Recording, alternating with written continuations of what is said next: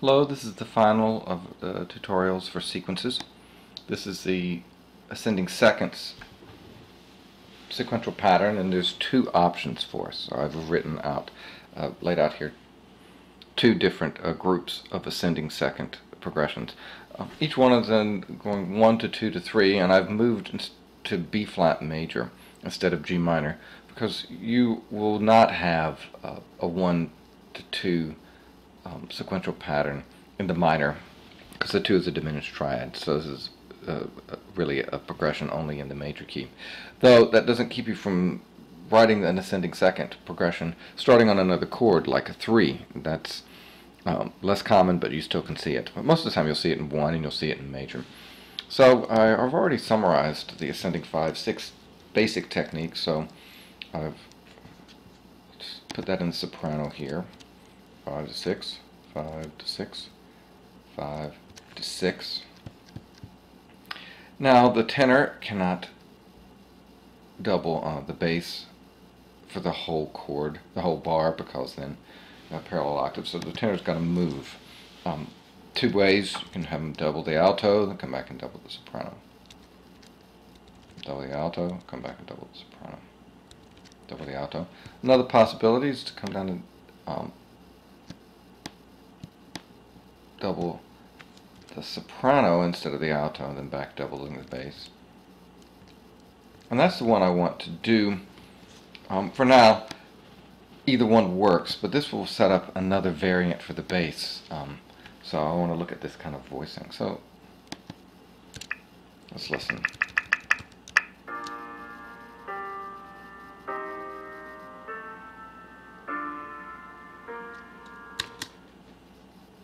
Okay, so that's the simplest 5/6 technique. Now the voice I have here in the tenor, which I went out of my way to write where I doubled the soprano, I can put that voice in the bass while I'm doubling the root of the so-called 6/6, which I'm not even bothering to put in as a second chord, because it's hardly perceived as even a change of harmony. It's really just a voice leading change. But if I'll take this tenor voice and put in the bass, then I really have something different. And now the tenor, of course, is going to have to do what the bass was doing. Just listen to this progression.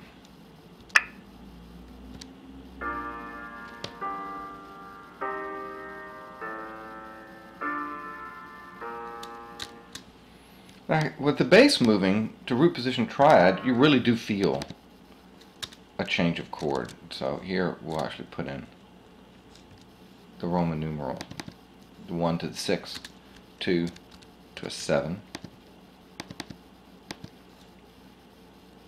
with the doubled leading tone because it's not leading back to a 1, and 3 to a 1. So again, this is the same basic progression, this 5/6 technique, but the bass is now leaping. Instead of alternating a root position triad with the first inversion triad, so-called 1 to a 6/6, now we're leaping in the bass, moving to root position triads throughout, 1 to 6, to 2 to 7, to 3 to 1. Now, another type of ascending second progression is the inversion of the descending second progression, the descending second pattern that we studied earlier, which had a descending fifth progression. So we can now move up a fifth, and it creates a different chord altogether. Not a 1 moving to a 6, but a 1 moving to a 5. And going up down a fourth to a 2, up a fifth to a 6, down a fourth to a 3. So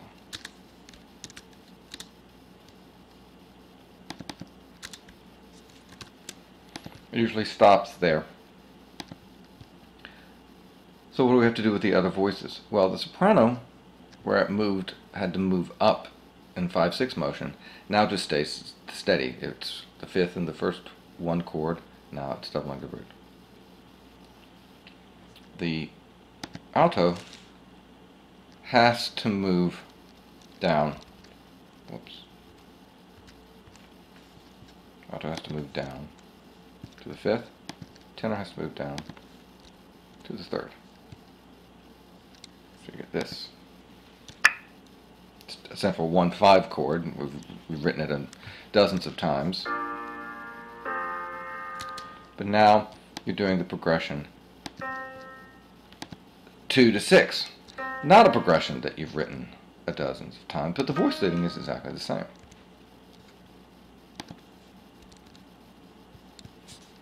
Let's listen.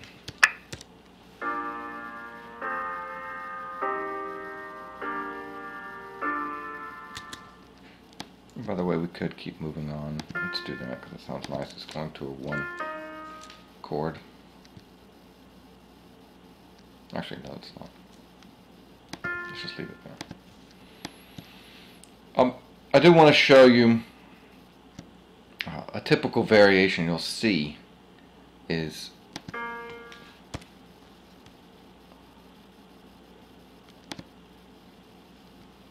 a suspension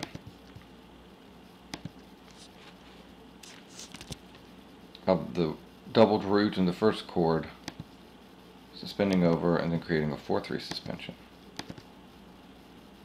A favorite of the Baroque composers. So let's listen to that again.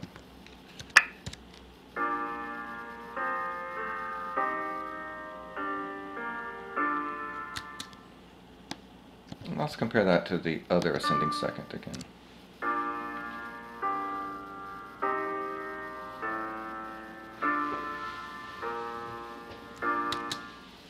Okay, those are your two basic progressions for the ascending second sequence.